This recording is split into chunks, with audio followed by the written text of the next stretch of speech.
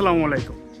এখন ঘড়িতে বাজে সকাল 5:50 আর এখন আমি বেরোয় পড়ছি রাজশাহী রেলওয়ে স্টেশনের উদ্দেশ্যে। কারণ আপনাদের আমি জানাইছি যে আমি ঢাকাতে যাব অডিশনের জন্য।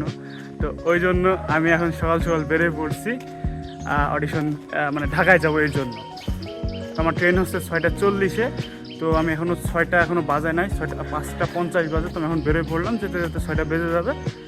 অ্যান্ড ওইখানে যে 30-40 মিনিট আমি একটু ওয়েট করবো স্টেশনে, দেন ট্রেন আসবে, দেন চলে যাব ঢাকাতে। তো আজকের ঢাকাতে যাওয়ার ফুল অভিজ্ঞতা, ফুল এক্সপিরিয়েন্স আপনাদের সাথে শেয়ার করবো। প্লাস আমার তো মনের মধ্যে একটা আনন্দ চলছে, তো সব কিছু নিয়ে আজকের এই ভিডিও। তো বেশি কথা না বলি, চলুন ভিডিওটি শুরু করা যায়। তারপরে একটা অটো নিয়ে নিলাম তালাইমারি থেকে, কারণ আমাকে স্টেশনে যাওয়া লাগবে। তো যেতে যেতে এই যে রাজশাহীর সুন্দর ভিউ, এটা তো আমার কাছে অস্থির লাগে। তো এই অস্থির ভিউ দেখতে দেখতে ফাইনালি আমি চলে আসলাম রাজশাহী রেলওয়ে স্টেশনে। তো এখন আমাকে স্টেশনের ভিতরে যেতে হবে।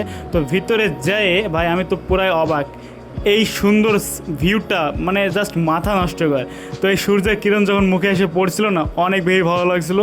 তো আমি আমার সিটটা পেয়ে গেছি অ্যান্ড স্টেশনে এখনও ট্রেনটা দাঁড়ায় আছে, ট্রেনটা যাবে একটু পরে। কিন্তু ভাই ভিউটা জাস্ট মাথা নষ্ট কর। এই রোদটা যখনই মুখে এসে পড়ছে না, তখনই খুবই বেশি ভালো লাগছে। তো তার কিছুক্ষণ পরে আমাদের ট্রেনটা ছেড়ে দিল অ্যান্ড রাজশাহী থেকে আমরা ঢাকার উদ্দেশ্যে রওনা দিয়ে দিলাম। অ্যান্ড এই সুন্দর ভিউটা জাস্ট চেক করেন গাইস।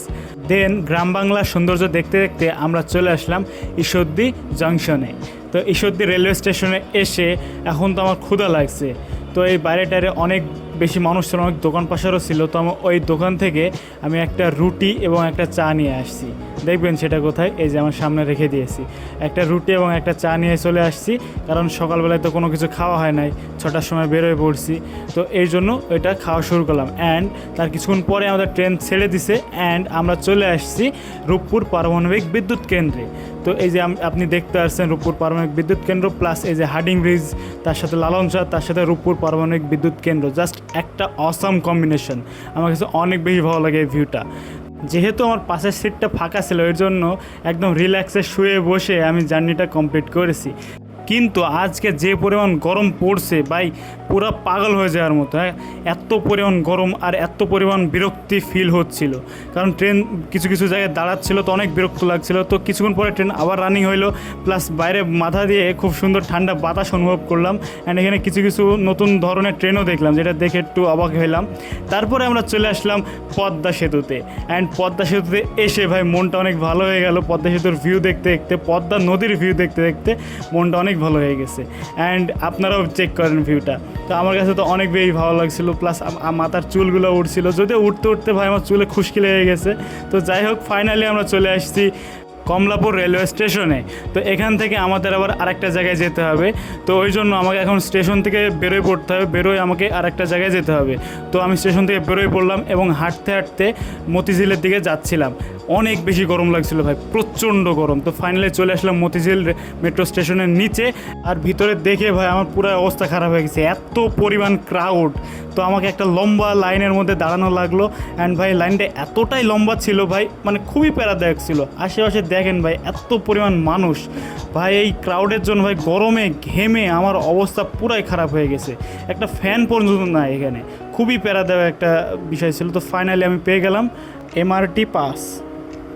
ফাইনালি গাইস, 30 মিনিট লাইনে দাঁড়ানোর পরে এই মেট্রোর এই পাসটা পাইছি। এখন শুধু মেট্রোর অপেক্ষা। ওই পাশে আসছে, ওই পাশে মেট্রোটা আসছে, কিন্তু এই পাশেটা এখনও আসে নাই। আসলে তারপরে একটু শান্তি হবে। তো বিপরীত দিকের মেট্রোটা চলে আসছে, তো আমাদের মেট্রোটা এখনও আসে নাই। তো বলতে না বলতে আমাদের মেট্রোটাও চলে আসছে অলরেডি। তো এটা দেখে একটু মানে মনের ভিতরে একটা আনন্দ অনুভব করছিলাম, কারণ ভিতরে এসি আছে ভাই। যে পরিমাণ গরম আজকে পড়ছে, তো ভিতরে বসে পড়লাম খুব দ্রুত, কারণ ভিতরে সিট পাওয়া যায় না সহজে। এর জন্য ভিড়ের মধ্যে খুব দ্রুত ঢুকে একটা সিট নিয়ে বসে পড়লাম। আর এসির বাতাস খাচ্ছিলাম আর একটু ভাব মারছিলাম। তো আশেপাশে অনেক সুন্দর, মানে খুব ভালো লাগছিলো আমার এসির বাতাস খেতে। তারপর 20 মিনিট পরে আমি চলে আসলাম শেওড়াপাড়া মেট্রো স্টেশনে।